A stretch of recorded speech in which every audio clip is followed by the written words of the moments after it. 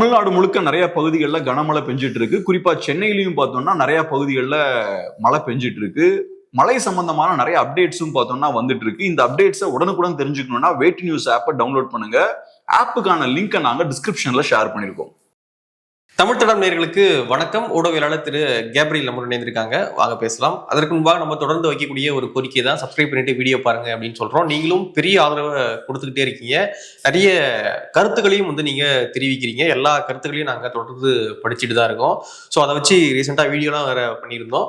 தொடர்ந்து ஆக்கப்பூர்வமான கருத்துக்களை எடுத்து நாங்க டிஸ்கஸ் பண்றோம். நீங்களும் தொடர்ந்து உங்களுடைய ஆதரவை நீங்க கொடுத்துக்கிட்டே இருங்க. பெரிய நன்றிகள்.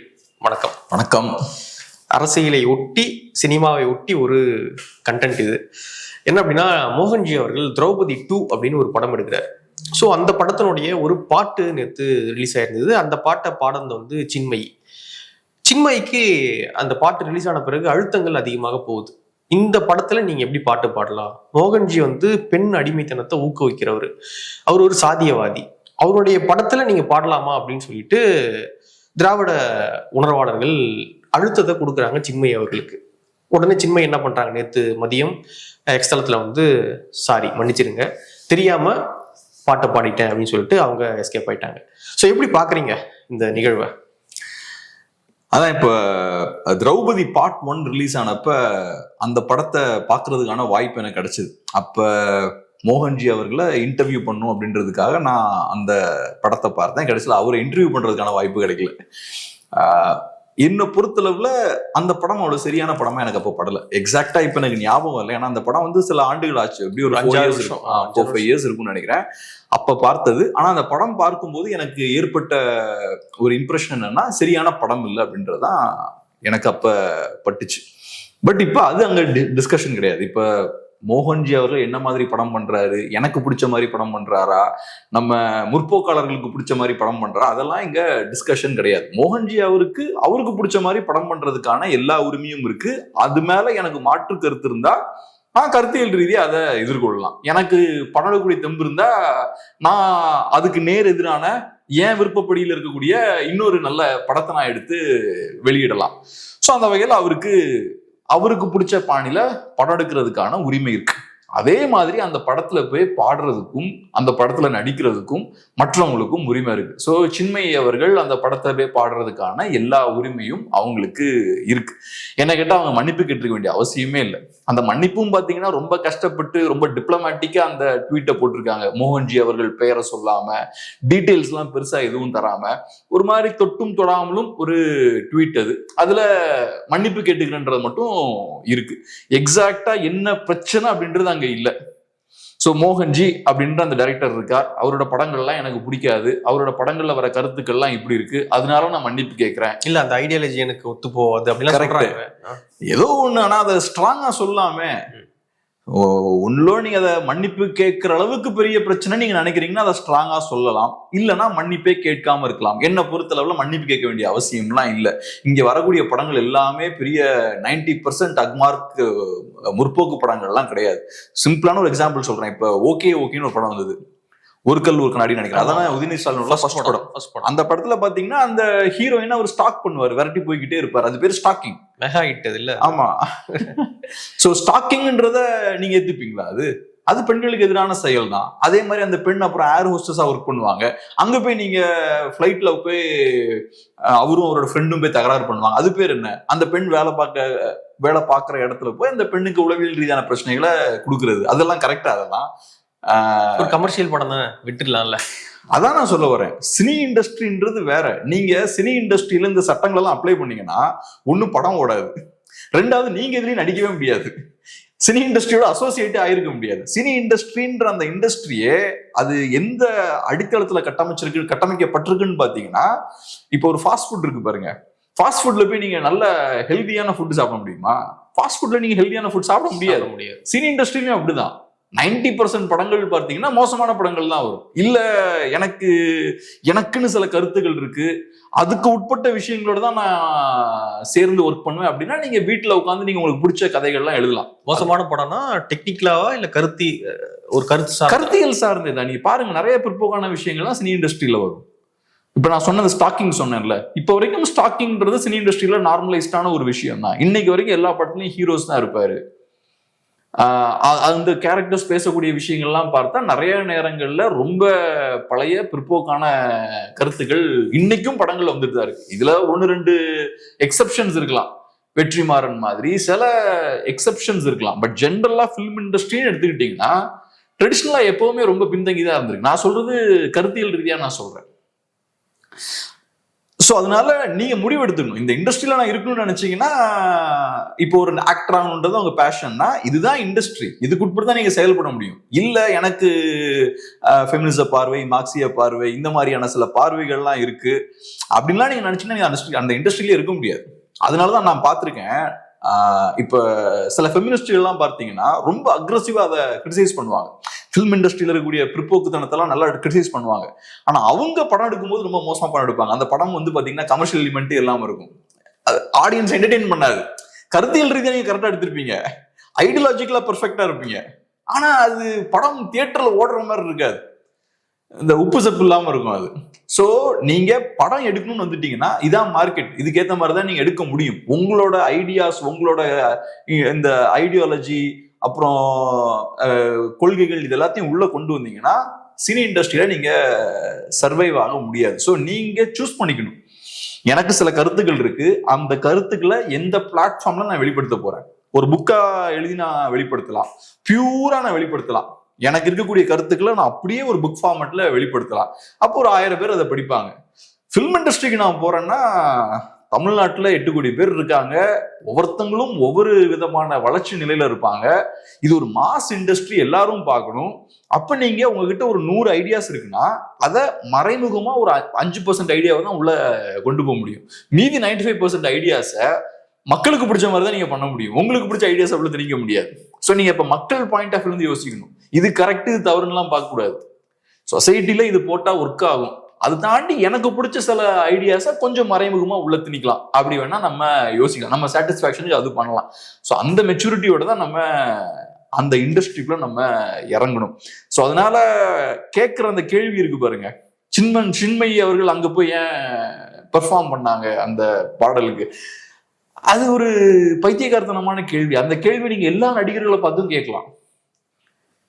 இன்னைக்கு ஒரு நடிகர் பார்த்தீங்கன்னா அவர் ஒரு நாத்திகரா இருப்பாரு, ஆனா அவரு கடவுள் கும்பிடுற மாதிரி ஒரு சீன் நடிப்பாரு, அவரோட கொள்கைக்கு எதிரான ஒரு சீனா தான் இருக்கும் அது.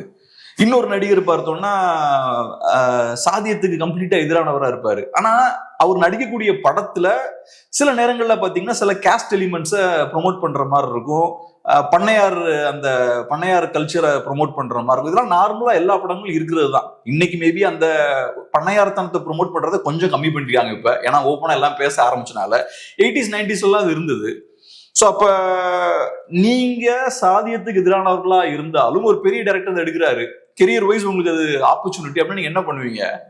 நடிச்சுதான் ஆகணும். நடிக்கலன்னா அடுத்தது நாளைக்கு நீங்க நினைக்கிற நல்ல படத்தையும் நடிக்க முடியாது. ஓகே, இன்னைக்கு சின்மயி அதை தவிர்த்திருக்காங்க, வேண்டாம் இது எனக்கு தெரியாது, இது அவருடைய படம் அப்படின்ற மாதிரி எனக்கு தெரியாது, ஸோ அதனால நான் தெரியாம பாடிட்டேன், மன்னிச்சிருங்க அப்படின்றத சொல்லியிருக்காங்க. இது அவங்க சொல்லியிருக்க வேண்டாம் அப்படின்றது உங்களுடைய கருத்து? 100% அவங்க அப்பாலஜைஸ் பண்ணிக்க வேண்டிய அவசியமே இல்லை. ரெண்டாவது, எனக்கு மோகன்ஜி அவர்களோட அந்த படங்கள் எனக்கு பெருசா பிடிக்கலனாலும், ஒரே படம் தான் பார்த்திருக்கேன், அந்த படம் பிடிக்கலனாலும் அவர்கிட்ட இந்த டிஸ்கஷனுக்கு போறது, சுத்தி இருக்கிற மக்களோட என்கேஜ் ஆகுறது, கருத்து வேறுபாடு இருந்தாலும் டைரக்டா அதை டீல் பண்றது, அந்த குணத்தெல்லாம் நம்ம பாராட்டணும். அவர் ஒரு படம் பண்ணாருன்னா அடுத்தது ஒரு 10 இன்டர்வியூ கொடுக்குறாரு, சுத்தி இருக்கவங்க எல்லாருமே கிடுக்குப்பிடி கேள்வி கேட்கணும்னு அவர் போட்டு நெருக்கிறான். பட் ஏதோ ஒண்ணு அந்த ஒரு கருத்து மோதலுக்கு அவர் ரெடியா இருக்காரு. அதுல ப்ரமோஷனும் இருக்கு. அவருக்கு தெரியும் இந்த படம் ரிலீஸ் ஆயாச்சு, நம்ம ஒரு கருத்து மோதல்ல ஈடுபட்டோம்னா அது நம்ம படத்துக்கு ப்ரொமோஷனுக்கும் உதவுன்ற விஷயம் அவருக்கு தெரியும். பட் இருந்தாலும் அதை செய்யறதுக்கு ஒரு கெப்பாசிட்டி வேணும்ல. நிறைய டைரக்டர்ஸ்க்கு அது முடியாது. சுத்தி முரட்டுத்தனமா கேள்வி எல்லாம் கேட்டா நிறைய பேர் மாட்டிப்பாங்க. இங்க ஒரு விதமான ஒரு டஃப் டிபேட் எல்லாம் நடத்த முடியுது, கருத்தியல் ரீதியா அவருக்கு இன்னொருத்தனோட என்கேஜ் ஆக முடியுது. ஸோ அதெல்லாம் அவரையும் நம்ம பாராட்டணும். இங்க அவரும் ஒரு ட்வீட் போட்டிருக்காரு இல்லையா, இந்த மாதிரி டெக்னீஷியனை இது மாதிரி பண்ணாதீங்க அப்படின்னு சொல்லி அது போட்டிருக்காரு. அது வாஸ்தவமான பேச்சு தான். உங்களுக்கு பிரச்சனை சின்மயிட்ட கிடையாது. உங்களுக்கு பிரச்சனை என்ன? மோகன்ஜி கிட்ட அவரோட படங்கள் சரியில்லை அப்படின்றதான் அவங்க பிரச்சனை. பிற்போக்குத்தனமான படங்கள் எடுக்கிறாரு. அப்ப எந்த இடத்துல அவர் பிற்போக்குத்தனமா பேசியிருக்காரோ அதை விமர்சிங்க. அதே மாதிரி அந்த படத்தை எடுத்த இயக்குனரையும் நீங்க விமர்சிங்க. சுத்தி இருக்கிற எல்லாத்தையும் நீங்க அட்டாக் பண்ண முடியாது. மோகன்ஜி படத்துல 1000 பேர் ஒர்க் பண்ணிருப்பாங்க. எல்லாத்தையும் பிடிச்சி நீங்க அட்டாக் பண்ணிட்டு இருப்பீங்களா? ஒவ்வொருத்தங்களும் ஒவ்வொரு தேவை இருக்கும். ஒரு இண்டஸ்ட்ரின்னு வரும்போது ப்ரொஃபஷன், நான் இதை பண்ண மாட்டேன், நான் அதை பண்ண மாட்டேன். இப்ப நானும் நீங்களும் இன்டர்வியூ பண்ணிட்டு இருக்கோம், டிஸ்கஸ் பண்ணிக்கிட்டு இருக்கோம். இதுல சில விஷயங்கள் நான் பண்ண மாட்டேன் அப்படின்னு நானும் நீங்களும் சொன்னா அது நம்மளோட அந்த ப்ரொஃபஷனையும் அஃபெக்ட் பண்ணும். இல்ல உங்களுக்கு பிடிச்ச விஷயத்துல மட்டும் உங்களை யூஸ் பண்ணிக்கிறேன், உங்களுக்கு பிடிக்காத விஷயத்துல நான் வேற ஒருத்தனை யூஸ் பண்றேன்னா எப்படி ஒர்க் பண்ண முடியும்? அதனால நமக்கு பிடிச்ச மாதிரியே எல்லாம் நடக்காது. இந்த சொசைட்டி இண்டிவிஜுவலிஸ்டிக் சொசைட்டி கிடையாது. நிறைய இடத்துல நம்ம காம்ப்ரமைஸ் பண்ணி தான் ஒர்க் பண்ணணும். காம்ப்ரமைஸ் பண்ணி கொஞ்சம் கொஞ்சமா பெட்டர் ஆகலாம். அடுத்த கேள்விக்குள்ள போறதுக்கு முன்னாடி, தமிழ்நாடு முழுக்க நிறைய பகுதியில கனமழை பெஞ்சிட்டு இருக்கு. அதே மாதிரி சென்னையிலயும் நிறைய பகுதிகளில் மழை பெஞ்சிட்டு இருக்கு. மழை சம்பந்தமான அப்டேட்ஸை உடனுக்குடன் தெரிஞ்சுக்கணும்னா வேட் நியூஸ் ஆப்பை டவுன்லோட் பண்ணுங்க. ஆப்புக்கான லிங்கை நாங்க டிஸ்கிரிப்ஷன்ல ஷேர் பண்ணிருக்கோம்.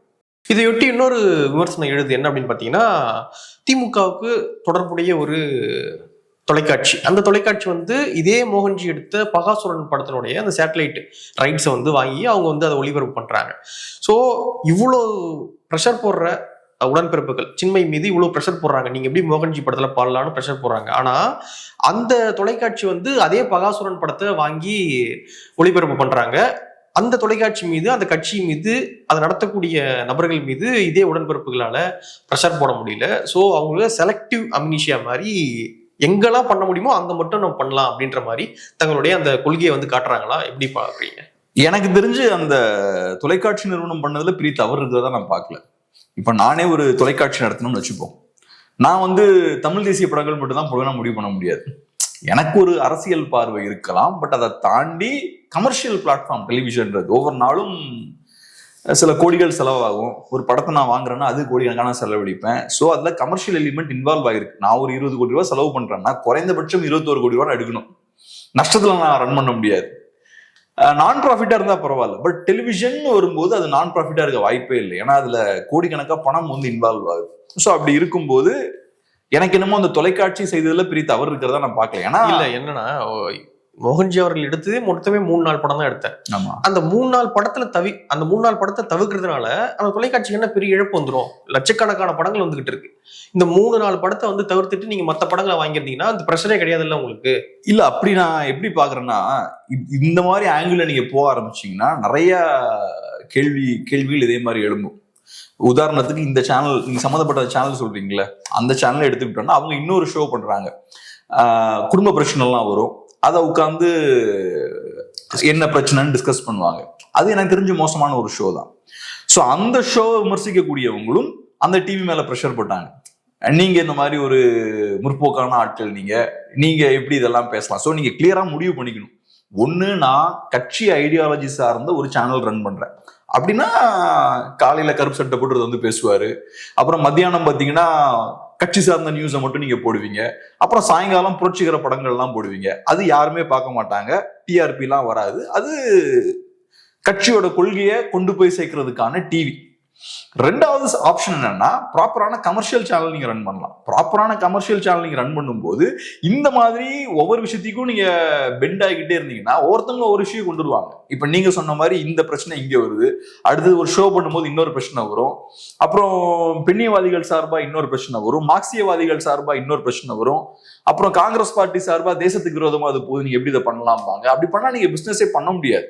ஸோ அதை நீங்க கிளியரா முடிவு பண்ணிக்கணும். ஒண்ணு, நான் ப்ராஃபிட்டான ஒரு டிவி ரன் பண்றேன்னா, இல்லைன்னா ஃபார் ப்ராஃபிட் டிவி ரன் பண்றேன்னா.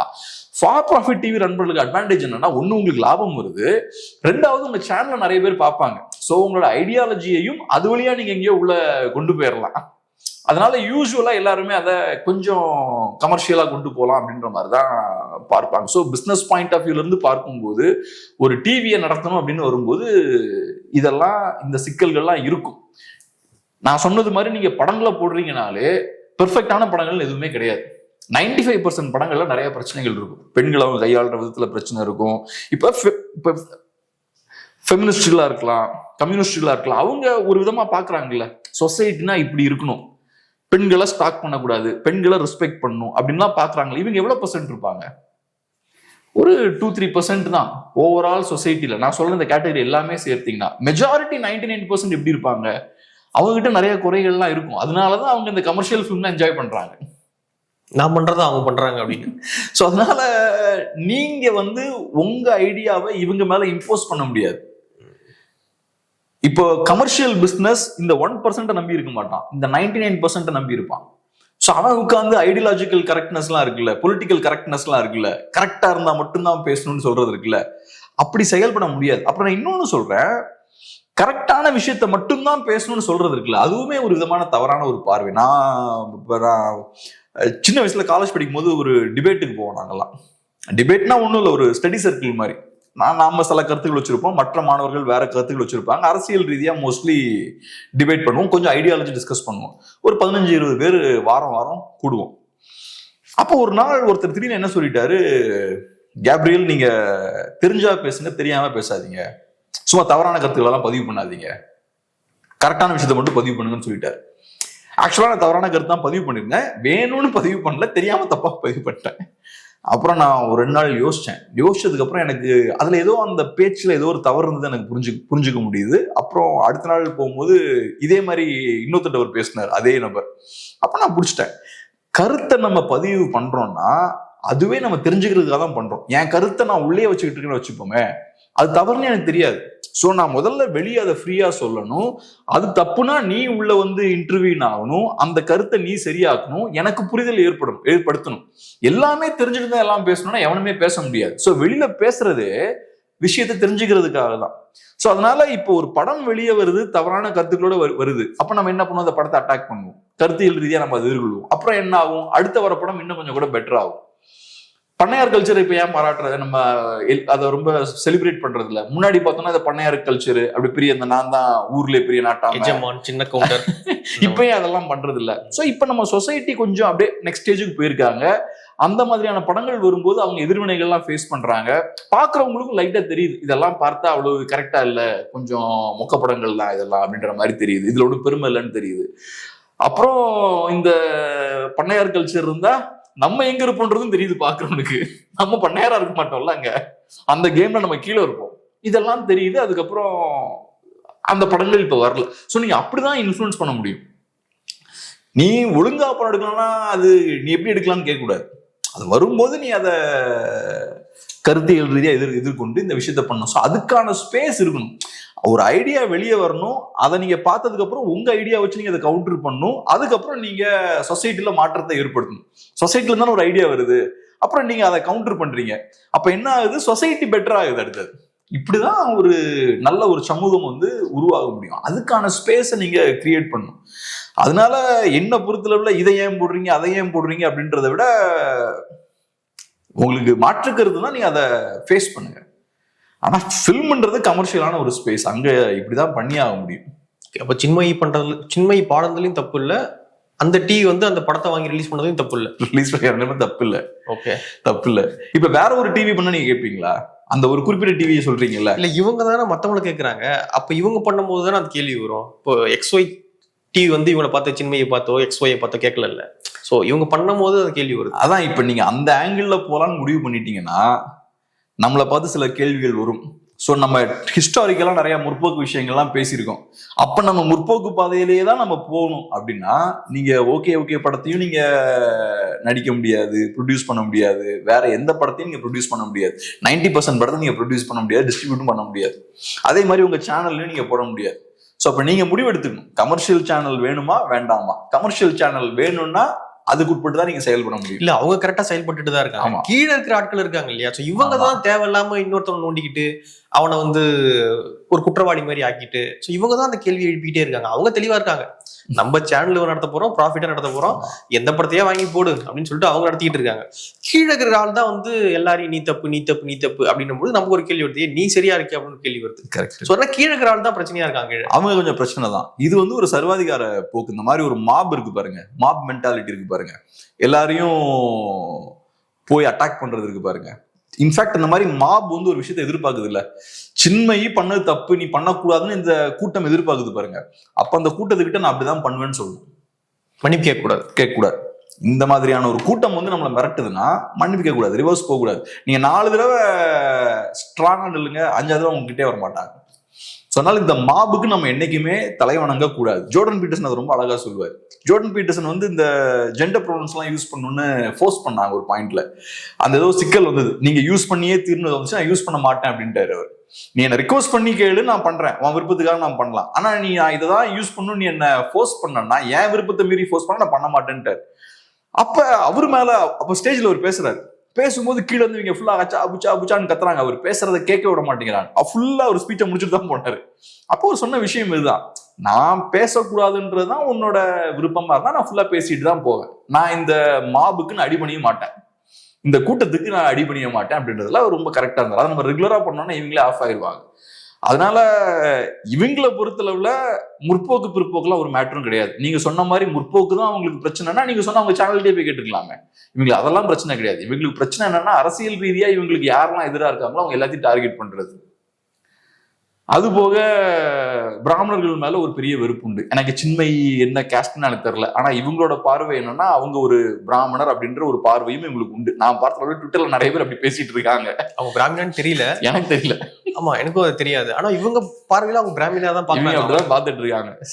மியூசிக் இண்டஸ்ட்ரியில இருக்கக்கூடிய ஆட்கள் எல்லாருமே அப்படிதான் இவங்க நினைச்சிட்டு இருக்காங்க. ஸோ அது இன்னும் கொஞ்சம் ட்ரிகர் ஆகும் இவங்களை. ஸோ இவங்களுக்கு என்ன, ஒண்ணு மோகன்ஜியை கவுண்டர் பண்ணும், ஏன்னா பொலிட்டிக்கலா அவரு இவங்களை அப்போஸ் பண்றாரு. 2வது சின்மையுமே இவங்க பாசிட்டிவா பார்க்க மாட்டாங்க. நானுமே இவங்க 2 பேருமே பாசிட்டிவாலாம் பார்க்கல, நெகட்டிவாவும் பார்க்கல. எனக்கு பிடிக்காத விஷயத்த பேசினாங்கன்னா அதுக்கு நம்ம பதில் சொல்லுவோம், அவ்வளவுதான்.